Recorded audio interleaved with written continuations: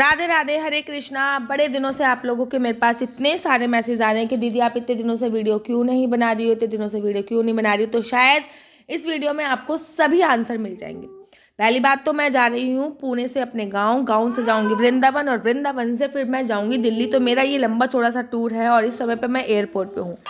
हमारी फ्लाइट थी 4 बजे की, लेकिन वो डिले होके हुई 7 बजे की, फिर और भी ज़्यादा डिले हुई और फिर हो गई 9 बजे की।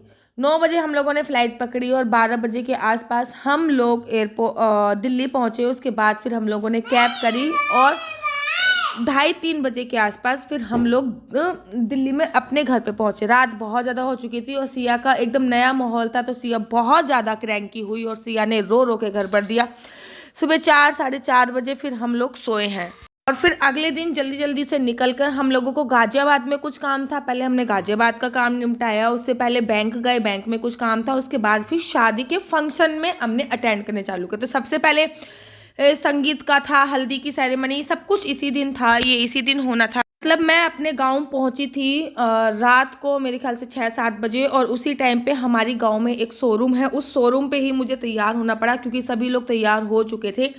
तो ये पीले सूट वाली मेरी नंद है, सभी लोग रेडी हो चुके थे, बस मैं ही रह गई थी। तो मैं अपने शोरूम पे तैयार हुई क्योंकि हल्दी का जो कार्यक्रम था वो रेडी हो चुका था, मेहंदी लग चुकी थी।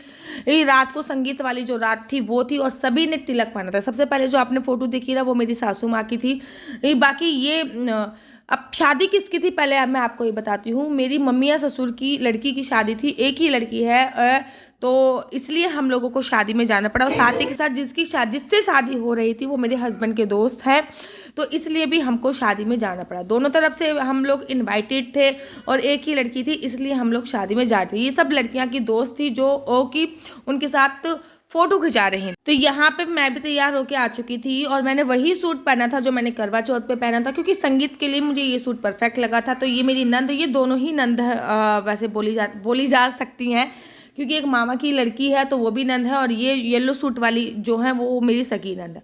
तो ये हुआ था हमारा संगीत का कार्यक्रम। नेक्स्ट डे भात का कार्यक्रम था, तो ये है हमारा गाँव। तो ये देखिए नेक्स्ट डे जब भात का कार्यक्रम था तो उस दिन मैंने पहनी थी येलो साड़ी, जो कि मेरी भाभी जी द्वारा मुझे गिफ्ट करी गई है और कसम से इतनी अच्छी साड़ी लग रही थी ना, ये मुझे बहुत टचवुड बहुत अच्छी साड़ी लग रही थी। तो मैं अब भात के कार्यक्रम के लिए रेडी हो चुकी हूँ। सबसे पहले भात का कार्यक्रम हुआ, भतैयों का वेलकम हुआ और भात का कार्यक्रम होने के बाद हम लोगों ने अटेंड करी निकरोसी। अर्थात जब बारात घर से निकलती है ना तो उसको निकरोसी कहते हैं, आप लोगों को पता ही होगा। और मैंने निकरोसी अटेंड करी क्योंकि हम लड़के वालों की तरफ से भी इनवाइटेड थे।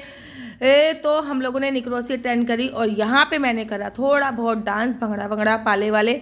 तो यहाँ पे ढोल बज रहा था और मैं ढोल में डांस कर रही थी। मैंने येलो साड़ी के साथ पिंक कलर का जो है वो ब्लाउज पहना हुआ था। और यहाँ पे ये देखिए, ये है दूल्हा जो आप लोग देख पा रहे होंगे। और यहाँ पे मैंने निकरोसी अटेंड करी और उसके बाद फिर हम लोग जाकर रेडी हुए। जब हम लोग जाकर रेडी हुए और रेडी होने के बाद मैंने पहना था लहंगा और हम शादी में आ चुके थे। तो जब हम शादी में आ चुके थे तो हम कर रहे थे डांस। आप बताओ ये कौन से गाने पे डांस कर रहे हो?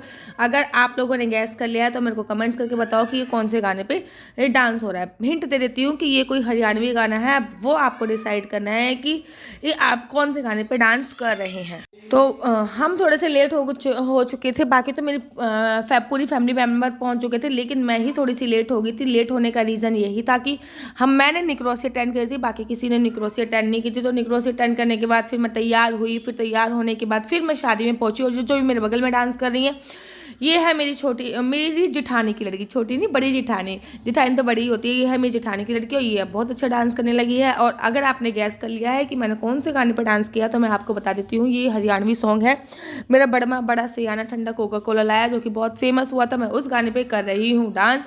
तो फिर ऐसे करके हमारे जो 2-3 दिन थे वो गांव में निकल गए। और गांव देखो, सबसे पहले मैं दिल्ली आई और दिल्ली आके मैं केवल कुछ घंटे ही रुकी, लेकिन मेरे को इतनी खुशी नहीं हो रही थी। फिर मैं शादी में गई, मेरे को बिल्कुल भी खुशी नहीं हो रही थी।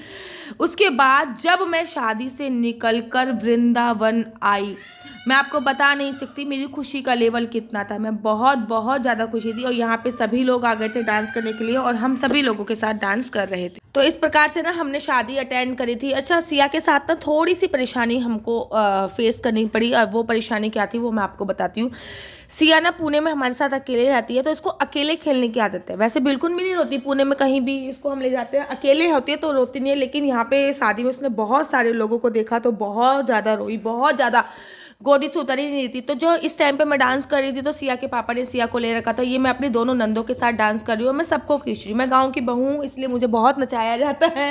और गाँव में तो ये होता ही है, गाँव में क्या शहर में भी ये होता है कि बहुओं का हक होता है कि वो नंदों की शादी में नाचे। तो मैं यहाँ पे पूरा अपना हक जो है वो पूरा निभा रही थी। मुझे ये भी नहीं पता कि मैं कौन कौन से गानों पे डांस करी जा रही थी, लेकिन हाँ, हरियाणवी गानों पे हम लोग डांस करते हैं नंद भाभी, तो हम लोग हरियाणवी गाने पे ही डांस कर रहे थे। तो यहाँ पे डांस को ख़त्म करने के बाद ना बारात जो है वो रात को 2 बजे आई। मतलब उससे पहले तो मैं सिया को लेके 11:30 बजे के आसपास घर चली गई थी, क्योंकि सिया फिर परेशान कर रही थी और मैं फिर घर पे रुक गई थी। बाकी सारे मेरे पूरी फैमिली मेम्बर वहीं पे थे, लेकिन मैंने अटेंड नहीं करा। मतलब जयमाला जो होती है वो मैंने जयमाला जो है वो जयमाला अटेंड नहीं करी थी बिल्कुल भी। तो बारात बहुत लेट आई थी। दूसरी बात ये है कि जो सिया बहुत ज़्यादा रो रही थी, बार बार रोई जा रही थी।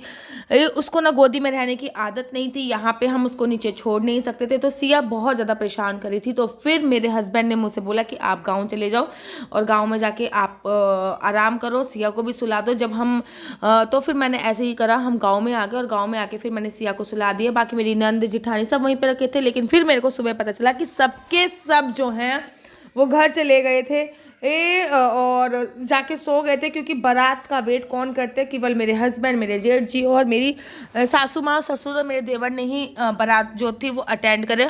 क्योंकि हमारा रिश्ता 2 तरफ से था, इसलिए हमको बारात भी देखनी थी और ये भी देखना था, क्योंकि हम लोग ही बिचौलिया थे कुल मिलाकर अगर देखा जाए तो इस प्रकार से ये हमारी जो शादी थी वो हुई और बहुत अच्छी तरीके से संपन्न हुई, जिसके लिए हम वृंदावन आए। और खुशी मुझे इस चीज़ की थी कि बांके बिहारी जी के बर्थडे पर हम लोग वृंदावन आ रहे हैं। शादी का एक बहाना है, लेकिन सही मायने में से तो हम बांके बिहारी जी के बर्थडे पर वृंदावन आ रहे थे। ये सबसे ज़्यादा खुशी थी हमारे लिए। मतलब मैं एक कुल मिला के ये बोल सकती हूँ कि शादी के बहाने बांके बिहारी जी ने हमें अपने पास जो है वो बुला लिया था, वो भी अपने बर्थडे पर। और हम लोग आने के बाद, बर्थडे पे आने के बाद हम लोग सीधा बरसाना गए। फिर बरसाने के बाद हमने वृंदावन की परिक्रमा करी। वो सारी वीडियो आप लोगों को अभी मिलेंगी। कि हल्दी की कुछ फोटो जो मैं लग गई थी। और अब मैं आपको दिखाती हूँ दुल्हन। ये है हमारी प्यारी सी दुल्हन, जो कि टच वुड बहुत बहुत ज़्यादा सुंदर लग रही थी। मैंने तो देखो दुल्हन बन के रियल में नहीं देखा, लेकिन मैंने फोटो में ही देखा। और ये है मेरी सासू माँ जी, ये मेरी जिठानी, और ये हूँ मैं, और ये है मेरी मामी जी। तो ये है सिया की बड़ी वाली ताई जी। बड़ी वाली क्या, एक ही ताई जी अभी सिया की। तो ये सिया की बड़ी वाली ताई जी। और सिया देखो कितना रोई जा रही, किसी पे भी नहीं जा रही थी। ये है सिया के फूफा जी। ये तो चलिए अब मुझे दीजिए इजाजत। राधे राधे, हरे कृष्णा, हरि बोल।